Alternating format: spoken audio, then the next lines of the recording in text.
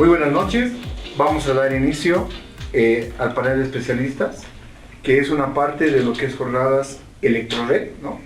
Damos la bienvenida aquí a nuestros panelistas, ¿no? A nombre de Electrored Bolivia SRL, les agradecemos el tiempo y esperemos que esta velada sea grata. Hoy nos toca hablar de protecciones eléctricas en baja tensión. Voy a presentar acá al ingeniero Michael Arias, ¿no? Que es el de soporte técnico para todo el portafolio en baja tensión y calidad de energía, Perú-Bolivia, de Siemens, ¿no? A mi derecha está el ingeniero Orlando Canseco, presidente de la Asociación de Ingenieros Eméritos de La Paz, y frente mío está el ingeniero Orlando Pérez, director del Colegio de Ingenieros Electricistas y Electrónicos. Tengan ustedes muy buenas noches y muchas gracias por la asistencia. Gracias por la invitación. ¿No? Bueno, entonces vamos a empezar. Como este tema es un tema muy bonito, voy a consultar al ingeniero Michael, ¿no? Haciendo una pequeña pregunta. ¿Qué son las protecciones eléctricas en baja tensión? En realidad es bonito, pero tiene por ahí una connotación un poco amplia. Acotémoslo a lo que más o menos la IEC identifica como una protección frente a condiciones de sobrecorriente. Una condición frente a sobrecorriente hace referencia a una protección frente a sobrecarga y cortocircuito.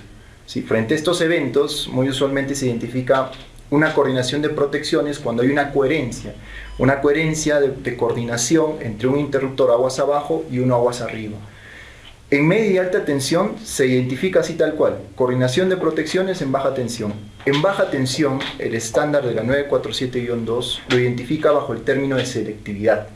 Entonces, aquí encontramos cierta equivalencia entre lo que podemos encontrar en media y alta tensión versus lo que podemos encontrar en baja tensión. Hay pequeñas diferencias o consideraciones adicionales a tomar en cuenta en baja para poder confirmar una correcta coordinación. Pero a modo general, finalmente, coordinación de protecciones en baja tensión o selectividad tiene como objetivo una única cosa, que es maximizar la continuidad de servicio en la instalación. Y eso lo hace a través de aislar la falla ocasionando que se proteja o se garantice la continuidad de servicio en los otros circuitos que podrían ser prioritarios, ¿no? Más o menos ese podría ser un resumen finalmente para lo que se termina identificando. Muchas gracias, ingeniero. Bueno, paso por acá con el ingeniero Orlando Canseco.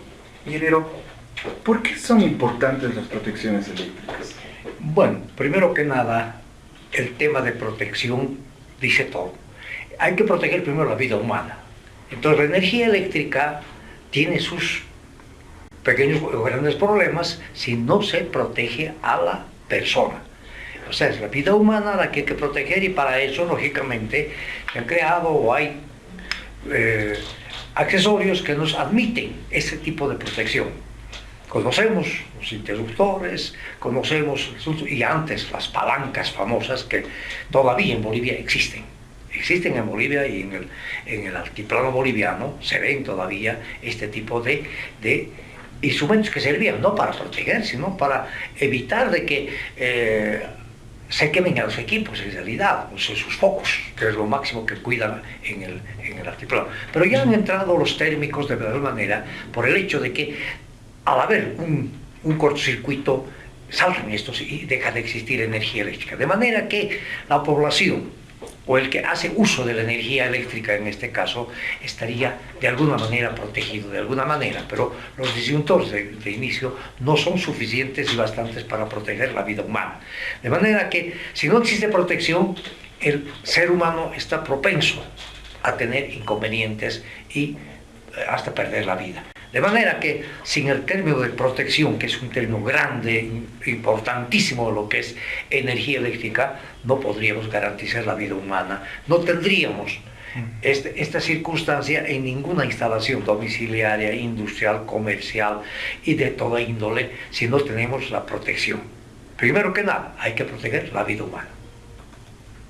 ¿Sí? Buenísimo. Muchas gracias. Muchas gracias, amigos. Bueno, ingeniero Orlando Pérez, ¿cuáles son las principales consideraciones a tomar en cuenta para las protecciones en una instalación eléctrica? Gracias. Quiero inicialmente agradecer al Grupo Electrored, al equipo de Siemens en nuestro área, por esta invitación que hacen al colegio. El Colegio de Ingenieros Electricistas y Electrónicos de La Paz está en permanente contacto con todos los entes que tienen que ver con el quehacer eléctrico y energético de nuestro país, y entre ellos está Electrored y obviamente también Siemens. Así que inicialmente el agradecimiento a nombre de todos y cada uno de los colegas que conforman el Colegio de Ingenieros.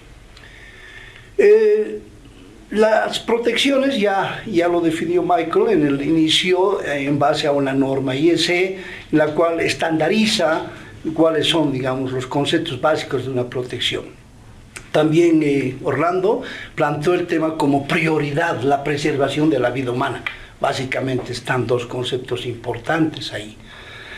Lo que yo quiero introducir ahí es en el tema de protección, la importancia y todo, es un poco ver el contexto actual en el que tenemos. Nuestro contexto actual del quehacer eléctrico, de las señales, las características nuevas que presentan las cargas, etc., y el mundo cambiante en base a lo que se llama la carbonización, la meta cero de carbonización y el cambio climático, están ocasionando que todas las actividades y todos los segmentos de la industria, desde la generación, el transporte, la distribución y el uso de la energía eléctrica, sufran estreses destinados a que esa energía que se la utiliza, se la genera, sea eficiente, sea eficaz, sea contaminante cero. Entonces, esos contextos me hacen ver a mí de que nos vamos a enfrentar, digamos, a una nueva revolución en lo que se trata del quehacer eléctrico en nuestro país. Si hace 100 y más años hemos tenido la electricidad conocida con pocos cambios hasta hace unos 15 o 20 años, estos últimos 15 o 20 años estamos siendo partícipes de un cambio importante en lo que es la transformación eléctrica desde la generación hasta el uso de la energía eléctrica. Estamos viendo que la electrónica, la inteligencia artificial y todos los temas que se tienen que ver están coadyuvando a que tengamos posibilidad de tener un mundo mucho más automatizado, mucho más seguro, por supuesto. Pero no se pierden los conceptos básicos de la protección. Agarro lo que dice Orlando, la preservación de la vida, la continuidad y confiabilidad que dice Michael, y finalmente lo que yo añadiría a este segmento es que el confort, brindar un confort y seguridad a los usuarios finales.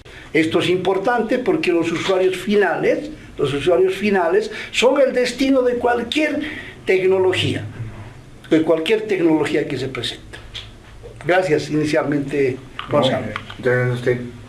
Bueno, en esta ronda vamos a entrar un poquito al concepto y vamos a terminar con una pregunta que también al ingeniero Michael. Ingeniero Michael, ¿cómo funcionan las protecciones eléctricas? A ver, toca entender mucho lo que sería el cómo es que el interruptor termina operando. Cada interruptor finalmente tiene una curva de actuación, la cual define una operación cuando ocurre una falla en cierto valor de corriente frente a cierta duración. Entonces finalmente el interruptor lo que busca a través de esta curva de operación es poder proteger frente a un evento de sobrecarga, por ejemplo un consumo excesivo por encima de lo que puede tolerar un conductor, ¿sí? Que puede ser segundos o minutos. Eso sería una condición de sobrecarga. Y esta curva define justamente el momento en el cual va a aperturar el interruptor. Para el lado de cortocircuito, es decir, una chispa grande, un valor muy grande en corriente, pero en un tiempo tan corto, por ser tan grande, lo que se busca es poder cortarlo lo más pronto posible. Entonces tiene otro espectro en esta misma curva, en donde a través de esta parte de la actuación tan rápida que tiene el interruptor, frente a grandes corrientes, puede aperturarlo de modo acelerado. Finalmente, ¿qué cosa define la apertura del interruptor? Es su curva de actuación. En algunos casos se piensa que el interruptor pues dispara como magia. No es tanto así. Cuando uno quiere saber en qué momento va a aperturar frente a qué valor de corriente, durante qué duración, lo que tenemos que ver finalmente es la curva de actuación del interruptor. Y ahí hay muchos tipos de equipamiento, ¿no? Está lo que nace el interruptor tipo Rieldin, Ya frente a doble norma, normativa domiciliaria, normativa industrial, lo que están los interruptores de caja moldeada, que son más grandes, más robustos, únicamente normativa industrial, y lo que son los bastidores abiertos que encontramos en los tableros generales. Pero todos ellos manejan una curva particular, al igual que otros elementos como serían fusibles, guardamotores. Hay un estándar que define básicamente este tipo, más que nada yo enfatizo mucho la normativa industrial, que los engloba a todos ellos, que es la 947-2. Ahí justamente se habla justamente de toda esa parte del comportamiento de los equipos, la tecnología. Entonces es una parte muy amplia, pero muy atractiva para poder entender el componente, no el equipo, no finalmente. Perfecto. Bien, a ver, en esta ronda de preguntas vamos a cerrar con algo, si los panelistas están de acuerdo. Hablamos de continuidad de servicio, garantizar la vida humana y brindar un confort al usuario final. ¿Estaríamos de acuerdo que podemos cerrar esta ronda? Claro. Sí, sí, sí. ¿Sí? Sí, sí, sí. Perfecto. Entonces, para todos, protecciones eléctricas es continuidad de servicio, garantizar la vida humana y brindar un confort al usuario final. ¿No? Entonces, vamos a entrar a la etapa más bonita, ¿no?, de esta conversación, que nosotros lo denominamos el criterio abierto. No sé por dónde quieren que empiece. Ahora vamos por de izquierda a derecha. Bueno, a ver, tocar el línea, si me permites, sí, Gonzalo, en la aclaración que hacía Michael sobre el tema de las curvas, etcétera, eso es interesante. O sea, en nuestras clases de la universidad, recordemos las hojas transparentes, la superposición de las diferentes curvas, diferentes tiempos, etcétera, era realmente un arte. Eso también ha evolucionado, por supuesto, ¿no es cierto? Ahora para un circuito complejo, e incluso ni siquiera de una industria o de un edificio, y es un software. Hay muchos softwares que nos dan que nos dedican el tiempo, ya no, y de mucha ayuda, no a estar buscando el tamaño y calculando la hoja logarítmica, sino analizar los resultados y las diferentes condiciones que pueda tener la coordinación de las protecciones que debe cumplir los tres elementos que plantea. Solamente ese comentario, Mike. No, pero buenísimo, porque todo software es bueno, finalmente. Todo software tiene su alcance, pero lastimosamente hasta la fecha, a nivel de tecnología, todo software termina siendo torpe hasta cierto punto. Porque el software, si llegara a hacer todo, pues de repente nosotros estaríamos siendo desplazados. Todo programa necesita un usuario detrás para poder visualizar la data, el análisis que hace el software o los valores que calcula el software, el contraste de las curvas, los niveles de cortocircuito, los modelos de interruptores y demás, las regulaciones que tienen, para que el usuario, a través de su experiencia, conocimiento en la base, teoría muy fuerte, pueda tomar la decisión más adecuada para el tema del ajuste, la regulación, seleccionar el equipo de protección más apropiado. Los estándares de IEC justamente rigen metodologías para poder llegar a ese tipo de conclusiones, entre la parte de coordinación, que era lo que yo mencionaba, entre la parte de seguridad, que es la 441 de la IEC, y entre la parte de confort. Sucede que pues si no hay una coordinación, una protección como tal, podríamos generar un disparo, un interruptor de cabecera, sacamos de servicio toda la barra y de repente estamos afectando al vecino. Es ahí donde afectamos la parte del confort. El vecino se queda sin energía. A nivel de seguridad, lo que se trata de confirmar son los tiempos máximos permitidos que puede tomarse el interruptor antes de despejar la falla para poder garantizar la seguridad de las personas. Y a veces toca utilizar un elemento complementario de protección como podría ser un diferencial. Y a nivel de coordinación de protecciones, donde ahí nos toca apoyarnos de otro estándar, un reporte técnico que tiene la IEC, donde te muestra la metodología de cómo tienes que analizar en sobrecarga, cortocircuito, los diferentes equipos de protección, fusibles, interruptores, guardamotores, relés. Toda esa metodología es mucho IEC, ¿no? Lo menciono mucho en IEC porque la verdad lo siento muy tirado hacia esta parte de Latinoamérica, donde entra mucho en coherencia con nuestros sistemas de alimentación, sistemas de tierra, niveles de tensión, ¿no? Y pues IEC tiene mucho contenido justamente para lo que estamos debatiendo acá, ¿no? Tiene cláusulas específicas, estándares específicos para atender cada una de las necesidades, ¿no?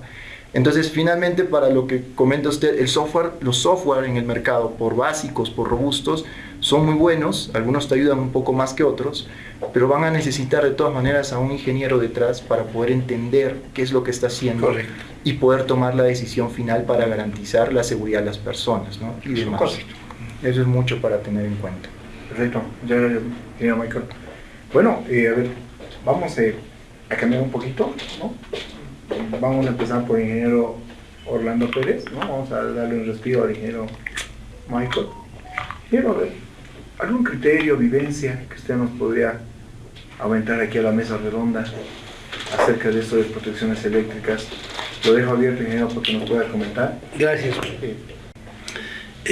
Nuestro país tiene una norma boliviana 777 y varias otras derivadas de estas mismas, de tableros, líneas de puestas a tierra, etcétera, que todavía está inconclusa la construcción de una normativa completa que nos permita enfrentar nuevos desafíos y algunas veces evitar asumir, digamos, estándares que muchas veces tenemos que adecuarlos mucho para poder aplicarlos a nuestra realidad. Entonces esta norma tiene muchas ventajas, ya desde varios años, ya 1997, gracias Orlando, se ha aprobado y tiene una característica esta NB 777 que es mandatoria, o sea, está obligada a ser cumplida por los usuarios y las personas que tienen que ver con el quehacer eléctrico. Y esto está traducido también en reglamentos que están en la regulación nacional. El decreto 26302 de suministro, reglamento de suministro de electricidad, el decreto 26607 que es el reglamento de calidad de distribución, hacen de la NB como una base fundamental. Seguro que tiene muchas limitaciones y los colegas en nuestras interacciones dentro del Colegio de Ingenieros hemos estado nosotros también encontrando que ya es necesaria hacer una versión y una ampliación por las nuevas características que esta norma presenta. El concepto, por ejemplo, de las corrientes armónicas, que es tocada de una manera muy tangencial en la NB 777, ya requiere un análisis más detallado. El tema de los centros hospitalarios, que también es tocado en la NB de una manera también no muy profunda, requiere una ampliación, y así muchos temas en los cuales creo que el colegio está permanentemente, y todos y cada uno de sus asociados o colegiados está permanentemente alimentando sus experiencias sobre esto. En la experiencia rápidamente que a mí me tocó desempeñar dentro de la empresa de distribución local, he tenido muchas experiencias, pero una que es bien común es que la instalación eléctrica básica, que es la acometida, el medidor, la caja, etcétera, es muy precaria. Es muy precaria. Lamentablemente la variable costo, precio dijera finalmente, precio bajo, es la que define. Y con nuestros nuevos mercados que tenemos en el mundo, donde encontrar una marca Siemens de la que pueda ser no original es muy común. Esa y otras marcas más, todas las marcas que uno quiere puede encontrar, llamamos nosotros falsificados, o no exactamente van a poder seguir la curva para poder abrir en los términos que uno los calcula dentro de su protección. Entonces es un problema que tenemos. Hasta ahora yo decía, por ejemplo, el tema de los interruptores diferenciales de corriente residual no han sido aplicadas a nivel del usuario. Cuando el usuario permanentemente tiene el problema de que encuentra una fuga que le sube 10 veces su consumo y él no sabe por qué, porque ha sido que simplemente ha utilizado un cable con aislamiento que no es apto para el exterior, por ejemplo, y está bajo el sol.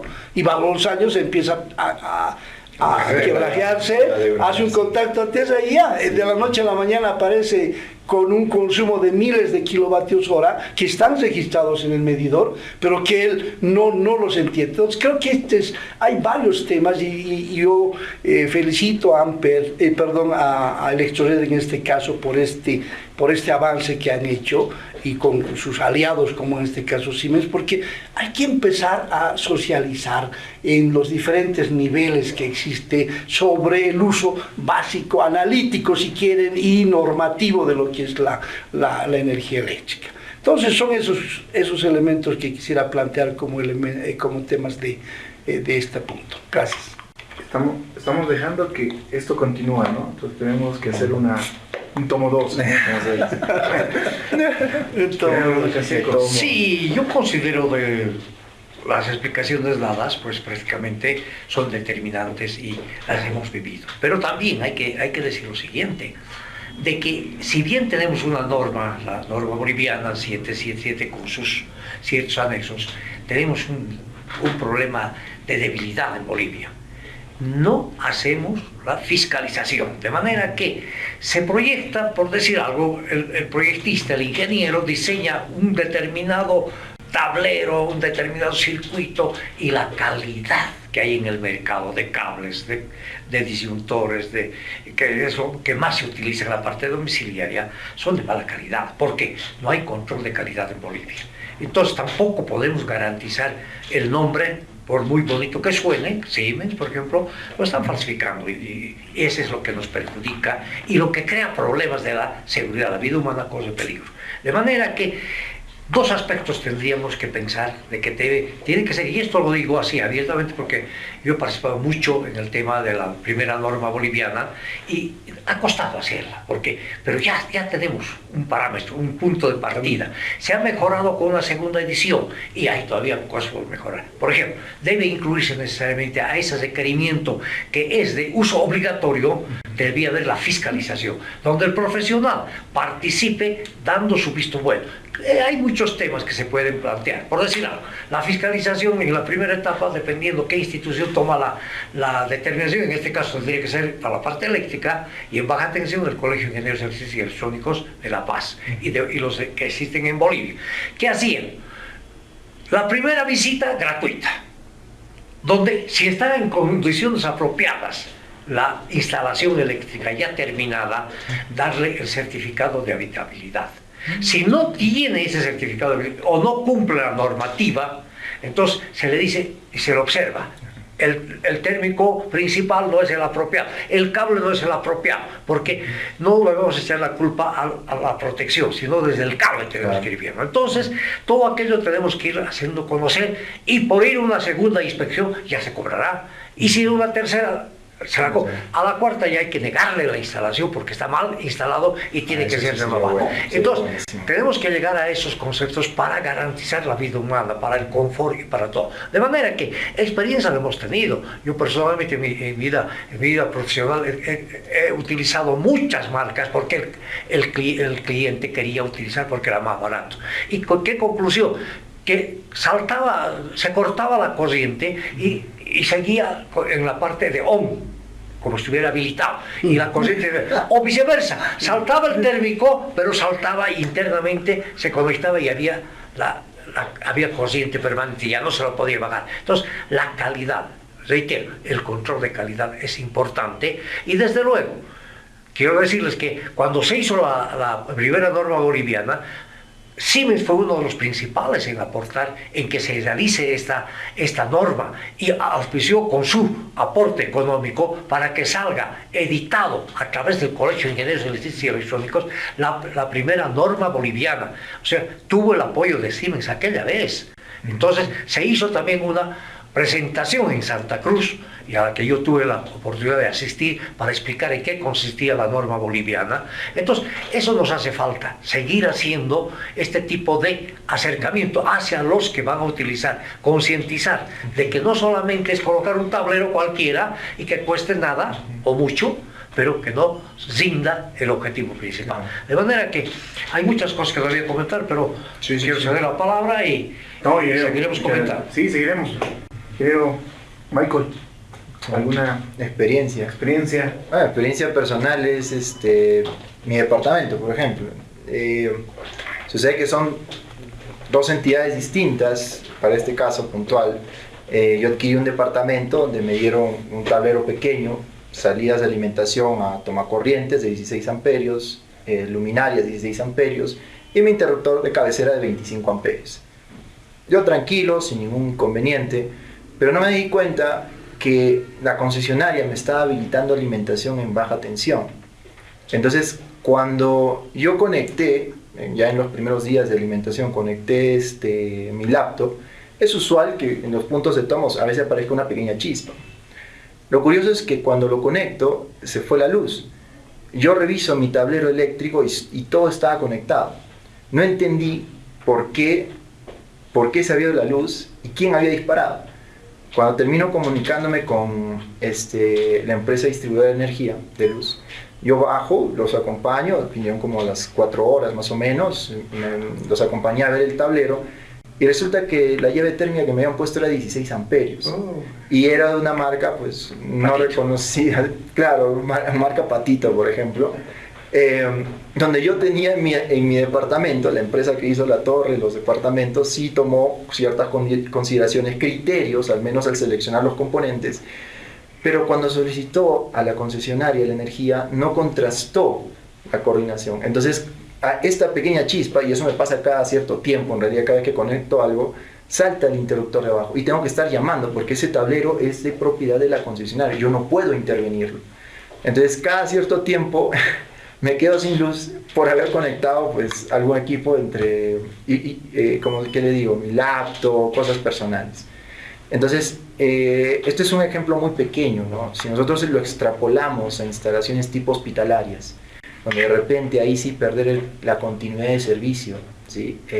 Sí puede ser realmente peligroso. Si en algún lugar se va a aplicar lo que sería selectividad total o coordinación de protecciones en baja tensión, pues tendría que ser un hospital, ¿no? Porque ahí perder continuidad de energía vida humana puede resultar en la pérdida de una vida humana. Se tienen contingencias, se ponen UPS, se ponen transformadores de aislamiento, se pone todo para ese ambiente, pero siempre está la probabilidad, ¿no? Y nuevamente, la ley de Murphy, todo lo que pueda ocurrir, en algún momento va a ocurrir. Claro. Y cuando ocurra, esperemos que nuestra firma no esté involucrada en esa parte del proceso, ¿no? Esperemos que los equipos que hayamos vendido y hayamos instalado no sean de nuestra empresa. Entonces, es ahí cierta responsabilidad. La parte que menciona el ingeniero con respecto a fiscalizar es muy importante, porque si no hay una fiscalización respecto a lo que se instala, se diseña, pues en realidad queda mucho a criterio del proyectista. Y a veces el proyectista o conoce mucho, conoce poco, conoce intermedio y trata de resolverlo, pero de repente por ahí hay puntos ciegos que pueden resultar en algo realmente grave, ¿no? Algo así. Bueno, gracias, ingeniero. A ver, ese tema también me voy a permitir yo hablar un poquito, ¿no? Es el tema de fiscalización. Tiene que ser alguien que sepa y que sepa a lo que va a fiscalizar, porque pasa que a veces no llega a ese nivel, ¿no? Hay que cuidar un poquito esa parte, ¿no? Yo he vivido esos años que estoy en Electrored donde he notado vacíos, ¿no? En la misma fiscalización, ¿no? Pero es lo que dice el ingeniero Orlando Canseco, ¿no? Garantizar la vida humana. No tener una buena protección es que te le estás jugando una vida humana, ¿no? Alguien que va a ir a un tablero mal empalmado que puede recibir una descarga, ¿no? Entonces, para ese tema, como dijo el ingeniero Orlando Pérez, es para una segunda fase, ¿no? Y los vamos a invitar para que podamos seguir hablando esto de protecciones eléctricas. Ahora voy a hacer una especie de preguntas rápidas y me gustaría que lo que se venga a la mente. Pero si me permite, señor Gonzalo, este tema de fiscalización es muy, muy importante y sensible además. Yo creo que lo que hay que impulsar es que en un cierto nivel de demanda máxima, se tenga que necesariamente pedir una fiscalización. Como mandatorio. Creo que eso es importante, porque si hay una inversión importante en un edificio, en un centro comercial, por mucho más, por supuesto, en un hospital, debería haber una fiscalización que permita, digamos, que con la experiencia, con el conocimiento normativo, porque la fiscalización tiene que ser cruzado con la norma, no hay otra. Laboratorios, por ahí alguno que otro lo tenemos, pero los demás tienen que ser norma. Entonces creo que solamente acotar es Gonzalo. Bueno, recapitulando, esto nunca lo he hecho, pero vamos a ver cómo nos sale, ¿no? Les voy a hacer un concepto o un comentario y lo que venga a la mente, ¿no? Eso es, seguimos hablando de protecciones eléctricas, ¿no? A ver, voy a hablar con el ingeniero Orlando Pérez. Precio versus calidad.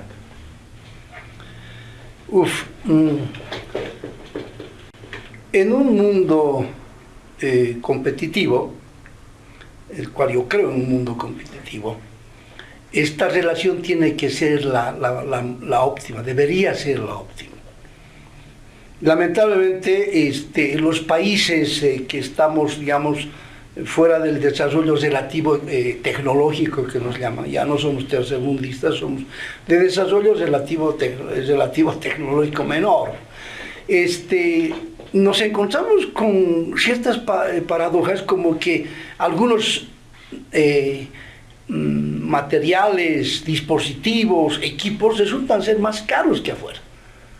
Nosotros hemos tenido la experiencia, por ejemplo, de comprar un analizador, querer comprar un analizador de una marca X acá, nos costaba un valor de, por decirlo, de $7,000, puestos Bolivia. Ahí vienen otros factores, ¿no?, que son aduanas, impuestos y todos, ¿no? Y lo hemos terminado trayendo de afuera en $4,000. La misma característica, el mismo modelo. Y eso ocurre a todo nivel, ¿no es cierto? A todo nivel. Por eso creo que este tema del precio versus calidad, las empresas ya, digamos, comercializadoras y prestadoras de servicios en esto, tienen que ser capaces de hacer un balance adecuado para introducir al mercado muchas veces en una buena relación. Una vez que introduces al mercado y sabes que tu equipo, tu dispositivo es seguro, confiable, ha resistido los embates, etc., seguro que eso se va a ir ajustando y obviamente ya se va a ir mejorando esa relación. Pero inicialmente para mí es vital, especialmente en la introducción de mercados latinoamericanos, podría decirles. Igual ahí, solo para comentar, sí, algo que también puede ayudar a esa parte de identificar un producto adecuado a un precio pues coherente, es también cierto soporte local, ¿no? Es decir, todos los días salen productos nuevos, entre copias de lo que pueden tener lo que puede haber en el mercado, pero son productos transitorios. Sale una copia de un modelo de equipo de interruptor diferencial de cierta marca, la cual a los 5 o 6 años cierra y vuelve a copiar otro modelo. Entonces, esa corta permanencia, esa parte transitoria, refleja o evita que haya cierto soporte local. Entonces, un buen medio de poder identificar un producto adecuado, coherente, de buena calidad, con un precio pues, coherente, es poder solicitar también el soporte local del fabricante, los años de experiencia que tiene en el mercado, ¿no? Y lo que justamente cierta presencia también en el mercado. Esa parte especialmente para equipos que van a terminar protegiendo tu vida humana, ¿ya? Porque es muy probable, de hecho, que un niño pueda meter la mano al tomacorriente, por así decirlo, y cuando eso ocurra, pues yo personalmente querría tener un diferencial de una buena marca que me pueda garantizar cierto soporte local y me pueda garantizar su curva de operación para que aperture y proteja a mi hijo, ¿no? Entonces, el tema de soporte local, la presencia es muy importante, es como un punto que pues da tranquilidad al usuario final para poder identificar que es un producto de calidad finalmente, ¿no? No, muchas gracias por la oportunidad. Ingeniero Orlando Cancelo. Adelante. Norma boliviana 777. Bueno, yo le decía, una experiencia que no la teníamos en Bolivia. Y realmente, en el caso personal, fue pues una oportunidad para aportar algo a mi país. Y no solamente ha sido Orlando Cancelo, hemos sido un grupo muy reducido, evidentemente, y que nos propusimos. Pues, ¿y por qué Bolivia no tiene una norma? Hagámosla. Porque ese es el parámetro. Decisión. Y si no hay decisión, no avanzamos. En ese momento, 1927, un poco antes, porque le llevó su tiempo en sacar la norma, pero salió en los 27 y por eso lleva el 777, ¿no? Entonces, nos sirvió como experiencia primera de ofrecerle al país, podemos tener una norma. Y desde luego, como bien lo hemos comentado aquí, no hay que descubrir la pólvora, hay que saberla utilizar. Entonces es lo que hicimos. Adecuar lo que tenían en otros países un poco más adelantados que en Bolivia y lo introdujimos a Bolivia. Le dimos el cariz boliviano y que al final de cuentas cumplió su misión. Fue el parámetro para el cual tengamos ya una nueva norma más amplia y tenemos que seguir trabajando. De manera que yo digo, una primera norma es primera, pues ni vuelta que dar. Si no hay una primera, no hay una segunda, ni la siguiente. Entonces, ese grupo de ingenieros electricistas, evidentemente, yo me anoto como paseño porque lo hicimos aquí en La Paz, y lógicamente propusimos al interior y no tuvimos ninguna objeción, porque hay que hacer conocer al interior para por si existiese alguna observación, una objeción. Y hemos logrado, y lo que dice mi tocayo Orlando Pérez es en ese sentido, que hemos logrado pues que las instancias del gobierno le den el cariz de uso obligatorio. Porque si no tiene ese tipo de cariz, no hubiésemos tenido, la verdad que, y eso lo ha hecho el Colegio de Ingenieros Electricistas y Electrónicos de La Paz, y que sirve para todo Bolivia, y hay que seguir trabajando en eso. De manera que, reitero, una buena experiencia, y desde luego hecho con mucha satisfacción, y con vocación de servicio siempre a nuestro país. Y Gonzalo, indicar algo más sobre la NB 777. Al ser una norma mandatoria, ha servido para respaldar muchas resoluciones de la Autoridad de Electricidad. O sea, dice, de acuerdo a la NB 777, por decir una de sus resoluciones, se establece de que la responsabilidad del mantenimiento, etcétera, el cambio de conductores, equipos, etcétera, es responsabilidad del propietario. Por lo tanto, el consumo elevado, que es el problema que se tiene diariamente, el consumo registrado es correcto y debe ser resuelto en base a lo que prescribe la norma NB 777. Y en muchos temas, hasta legales, tocayo, hasta legales, se hace mención a la NB 777 porque es un paso importante que se ha dado. Seguramente habrá que seguir, porque la norma, esta norma es un respaldo técnico, pero también es un respaldo que permite hacer entender a la gente de la mejor manera que es un resguardo a su seguridad, a la continuidad de sus actividades, de su salud, de sus actividades diarias, etc. Entonces, eso ha sido, yo creo que un tema muy importante, un aporte muy importante esta NB, y estamos como colegio nosotros para dar el tercer paso que ya nos tocaría dar para hacer un ajuste, una actualización de la NB. Sí. Buenísimo. Bien, nos damos un break. Un brindis. Ah, ya. Le dije un brindis. Nos soltamos un poquito, ya entrando a la recta final, ¿no? Les dejo un poco abierto a que tal vez ustedes puedan intercambiar una consulta o pregunta. Les dejo abiertos para que tal vez ustedes puedan soltarse unos minutitos, ¿no? A ver, voy a empezar por el ingeniero Orlando, ¿no? Orlando Pérez, por favor. Gracias. A quien gusta le hace la pregunta, o menos. Sí, más que pregunta, creo que es aprovechar la experiencia que tenemos, y Orlando en este caso, y también Michael, con el quehacer diario sobre el tema de la baja tensión, que es un campo muy amplio. Yo quiero más bien comentarles algunas experiencias que yo he tenido entre estos temas de lo que es la electricidad, más allá de las ecuaciones de Maxwell, por supuesto, ¿no? Entonces, un problema que se presenta normalmente es la confusión que tienen nuestros colegas, técnicos también, todos, entre lo que es el conductor de protección y el neutro. Entonces nosotros permanentemente, digo nosotros, bueno, la empresa donde trabajaba, teníamos quejas de daño a equipos. tarjetas, variadores, o sea, todo el tema electrónico básicamente. Y lo que el común denominador de la forénsica, más que forénsica, de la visita que hacíamos a las instalaciones, era que habían confundido neutro con la tierra y han hecho circular corriente por ahí, creando una diferencia de potencial que ha sido la referencia de una tarjeta, ya no era cero, la referencia de la tarjeta. Y cualquier cambio de tensión o interrupción, inmediatamente quemaba la tarjeta. Pero en el quehacer normal, nuestros colegas no le damos, yo me incluyo, o me incluía entre esos, no le damos el correcto cuidado a tener los voltajes, todos los voltajes posibles, todas las corrientes posibles, sea neutro, sea tierra, voltajes corrientes, porque ahí encontramos un primer pantallazo de lo que es el problema de la calidad de potencia. Sí. Y obviamente ahí viene la segunda parte también de tener equipos adecuados, ¿no es cierto? Porque tener una pinza amperométrica que no mide el valor verdadero me va a causar también, por supuesto, datos que no son los correctos.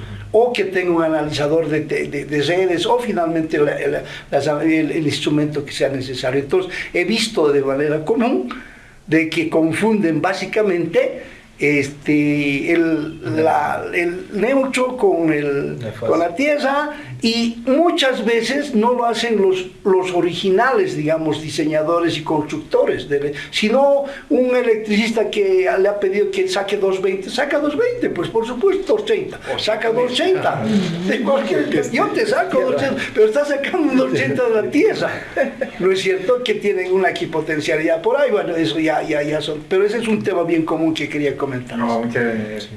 Sí, hay un tema que justamente que a mí se me presentó porque le ocurrió a una empresa constructora.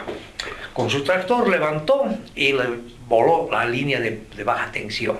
Y lógicamente el problema no terminó ahí, sino que aparecieron pues equipos que habían quemado, televisores, planchas, radios, una regadera de grandes problemas. ¿Por circuito? En el vaso total. Claro, pero también eso, al no haber criterio, pues televisores de otros barrios han llegado para que le pague pues la empresa distribuidora. Y a mí me tocó hacer el peritaje pertinente. Y claro, habían dos causas fundamentales. Uno, que el nivel, como la norma dice, la línea de baja tensión tiene que estar mínimamente a tal altura, y no estaba. Entonces el tractor no tenía problema, levantó la tolva en una bajada y ¡plin!, voló el cable. Pero no voló pues las planchas, televisores, pero la gente haciendo caso, digamos así, esta es mi oportunidad, entonces, yo tengo un televisor, tráemelo y lo vemos, va a pagar la empresa. Entonces, cuando uno hace un trabajo, que en este caso es profesional y en baja tensión, porque no tenía por qué pagar la empresa el televisor, y claro, menos que no podía haber quemado, porque en primer lugar, en el día, no hay tensión que esté, bueno, con mucho problema. Evidentemente hay corriente, y lo que ha ocurrido es que los protectores no saltaron pues oportunamente, ¿no? Y va a poder quemar posiblemente una computadora o un televisor, pero no 100, porque el barrio no había 100 casas, pero 100 televisores se ven quemados, porque es abusiva la gente. Entonces, el tema de protección es bien importante. Entonces, si no tiene protección, lógicamente puede o no quemar, pero sí, la gente es abusiva. Y en ese caso mi resolución fue en el sentido de que no podía haber quemado pues tantos televisores, habiendo tal cantidad de viviendas que alimentaba ese transformador único que había en el barrio. Claro. Entonces, son experiencias que tiene de protección en baja tensión. Y en este caso, pues ha podido ser que la empresa no tenía una buena protección, porque al haber la protección, en este caso ya estoy hablando de la empresa, sí, podía haber saltado sus fusibles principales o el disyuntor principal, qué sé yo, pero saltó, pero no, por eso no podía haber quemado tantos televisores. No saltó tampoco el disyuntor principal de la vivienda. Bueno, entonces, cuando hay ciertos inconvenientes, la gente abusa o quererse aprovechar de una cosa que no le corresponde. Y para eso está la ingeniería, ¿no?, que dice no puede ser. Y hay claro, una opinión técnica, las protecciones. Y digo, para las empresas distribuidoras también tienen que ver ese respaldo, ese cuidado que tienen que tener, porque cuando hay un cortocircuito tienen que saltar. Sí. Y la mayor parte de los casos sí salta, pero en otros no salta. Y en este caso no saltó nada. Pero debía haber saltado las protecciones. Entonces, el tema de protección de una vivienda, que no era barrio donde había industria, no era pura la parte domiciliaria, ¿no? Menos mal. Pero claro, las consecuencias que había teóricamente, que quisieron aprovechar, era que había ocasionado un caos total, pero que no fue así. Entonces, en ese tema, tocayo, perdón, hay un filtro. Yo he sido un buen tiempo responsable del área, digamos, de daño a equipos en las distribuidoras. Lo que dice Orlando es obviamente pues cierto. Hay un apagón y ya aparece una cantidad de gas, pero hay un filtro. Las empresas distribuidoras también han aprendido y tenían que aprender con la regulación hace muchos años de que hay un filtro en el cual se hace un análisis interno al equipo. Si está quemada la fuente principalmente de alimentación, es una responsabilidad del distribuidor. Pero si está quemada, no está quemada la fuente y hay un golpe porque los técnicos electrónicos pueden identificar ese tipo de cosas, no se reconocen. Por lo tanto hay un filtro. Y además hay un gran problema. Una vez que se suelta el neutro, si se suelta el neutro en un sistema estrella, ya es cualquier voltaje que tienes ahí, y ahí están las protecciones que hay que tenerlas, por supuesto. Eso es lo que ha ocurrido muchas veces, y eso es un tema que es muy recurrente, que algunas veces las empresas de construcciones no tienen el cuidado de mirar y saber dónde están las líneas eléctricas, o no coordinan. Ha habido línea de alta tensión que ha tocado en 115.000 voltios una pluma de una grúa. También, o sea, son temas que se presentan. Es un tema amplio, ¿no? Para eso, solo para comentar, es importante porque las probabilidades de ocurrencia de fallas usualmente son evaluadas por programas. La IS también establece una metodología de cálculo de cortocircuitos entre el peor escenario y el mejor escenario, ¿no? Porque para una misma falla, una falla trifásica, monofásica, bifásica, te entrega un máximo valor y un mínimo valor. Sí. Donde obviamente matemáticamente no se puede confirmar que cada vez que nosotros agarremos el cable y lo tiremos al piso, me sale acá 5 kiloamperios, por ejemplo. Si lo tiro al agua, no me va a salir 5, de repente me sale 6, 7, 8, 10. Entonces hay un espectro en donde el estándar a través de esta metodología te da justamente el rango de probabilidades entre el mejor escenario, que es el mínimo valor, y el peor escenario, que es el máximo valor. La idea de la coordinación de protecciones es siempre garantizar que frente a todo este rango de escenarios, el interruptor o el equipo de protección siempre vaya a proteger todo este rango de probabilidades, ¿no? Cosa que si uno garantiza eso, finalmente puedes garantizar, obviamente también confirmando la protección del cable, ¿no? La curva de daño del cable, puedes confirmar que el equipo de protección va a actuar en el momento adecuado, va a proteger al equipo que estás evaluando. Y eso lo puedes contrastar con algunos software, ¿no? Algunos software, entre nuevamente básicos y ligeros, te pueden hacer esos cálculos de cortocircuito. El problema es que a veces no se suele hacer, no se suele estimar, ¿no? Lo suelen estimar, más todo lo contrario. No lo suelen realizar, no lo sinceran. Entonces, sí sería también una buena práctica para aquel proyectista que usualmente utiliza una herramienta como es el Excel y el AutoCAD, implementar dentro de sus herramientas de diseño lo que sería un software de cálculo eléctrico. Un Simaris Design posiblemente te permite hacer ese tipo de análisis, evaluaciones, cuál es el mejor, el peor escenario en función al sistema de tierra. Si se pierde el neutro, si se corta el neutro y el neutro se queda flotante, ocurre justo lo que decía, un nivel de tensión en cualquiera de las fases, cualquier valor, porque el neutro se queda flotando. Ese tipo de cosas se puede analizar justamente en los programas, ¿no? Entonces, esa parte sí es atractiva, y la invitación es que exploren software, ¿no? El proyectista al menos, que explore programas que pueden ayudar y complementar a su estudio para su diseño eléctrico, ¿no? Muchas gracias. Claro, ya ahí viene el tema de lo que es ya la forénsica eléctrica, ¿no es cierto? Y esa especialidad, por ejemplo, esa especialización, todavía yo no conozco si lo tenemos en Bolivia. No hay. Entonces son temas en los cuales el post-mortem o lo que sea, hay que hacer un análisis y reconstruirlo, programarlos, modelarlo, de tal manera que también sean temas, digamos, de que sean aplicables de manera también un poco más común, porque la distribuidora trabaja con estándares comunes. O sea, no va a ir a hacer todos los análisis de las protecciones que ya es el diseñador que tiene que hacer, que están cumplidos, sino ellos dicen, aquí tengo este nivel de cortocircuito, lo voy a limitar de esta manera, las tensiones, las sobretensiones que yo espero que es una norma también de calidad que tenemos, un reglamento, son estos y máximos valores, en caso de este corte, etcétera, va a dar insumos. Ese es un tema pendiente, obviamente, en la formación profesional nuestra, que este tema de la forénsica es realmente muy importante y yo he sabido muy poco que haya especialistas en eso, por ejemplo. Sí, bueno, es, como dijo el ingeniero Michael, es amplio, pero Apasionante. sí, apasionante, ¿no? Y da como para un tomo 2, dice, no, es una versión, pero agradecerles, ¿no? Creo que lo que se trata de transmitir es experiencias sin salirnos de las normas, ¿no? Les agradezco mucho, ingenieros. No, pues, les voy a gustazo. regalar unos 30 segundos a cada uno, tal vez para que puedan expresar se puede decir su vivencia, ¿no? Más que todo ya como despedida. Voy a cederle aquí al ingeniero Michael. Por favor, ingeniero. Bueno, simplemente agradecer el espacio. En realidad lo que se busca es poder compartir lo que hemos podido identificar hasta el momento de otros lugares. Siemens es una empresa transnacional, lo cual nos permite poder entrar en contacto con pares alrededor del mundo y poder compartir esa experiencia, porque finalmente para nosotros una lección aprendida es muy valioso. Entonces, la intención que tenemos nosotros es poder compartir ese tipo de experiencias, y este tipo de espacio para nosotros es muy valioso. Se le agradece demasiado, en realidad muchísimas gracias por este ambiente.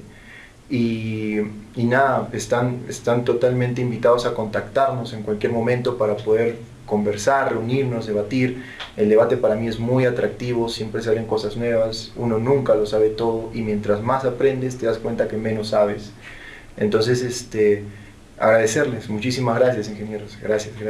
Gracias, mucho gusto.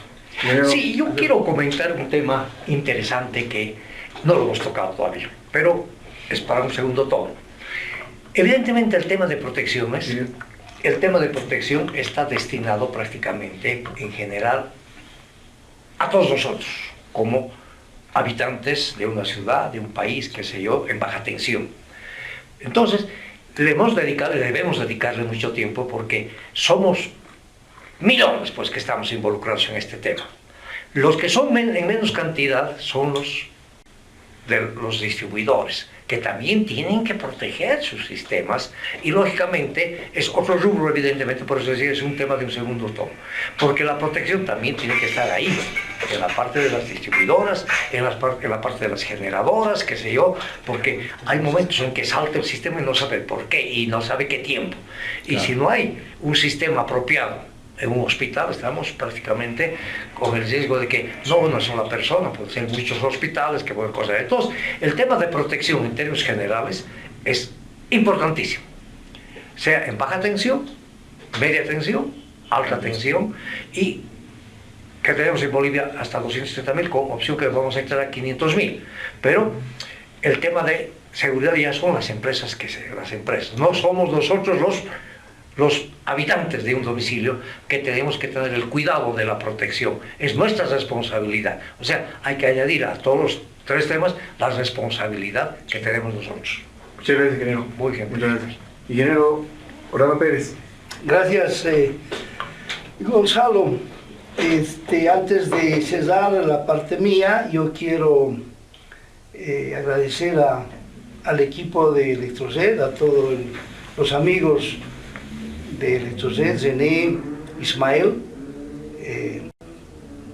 que siempre están abiertos a compartir, digamos, experiencias que ellos las traen, que las tienen, y el Colegio de Ingenieros Electricistas y Electrónicos está abierto a esto. Y obviamente somos muy amigos de Siemens, una empresa alemana de muchos años, que está también en ese camino de compartir, y lo que acá decíamos antes del inicio de esta reunión, de que tenemos que ser capaces de llegar al consumidor final. El consumidor final, al más cercano que tiene, sí es a la distribuidora, no le interesa mucho y ni los conoce a la transmisora, al generador, no, pero el distribuidor está cara a cara con él y creo que es momento de establecer una alianza importante para ir difundiendo estos temas de la manera más sencilla.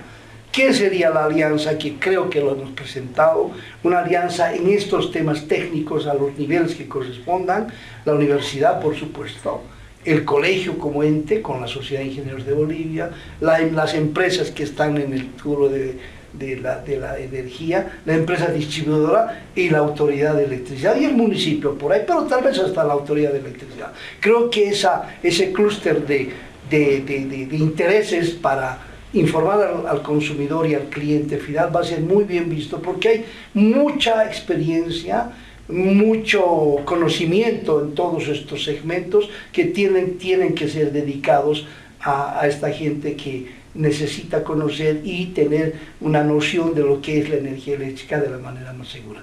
Gracias por el tiempo de todos. Gracias, Michael, por venir a visitarnos. A ustedes, a nombre de Electrorred Bolivia SRL, nuestras gerencias, les agradecemos su tiempo. Creo que ha sido muy interesante y hasta una nueva oportunidad. Esperemos que cuando los podamos invitar estemos con ustedes. Muchas gracias a todos.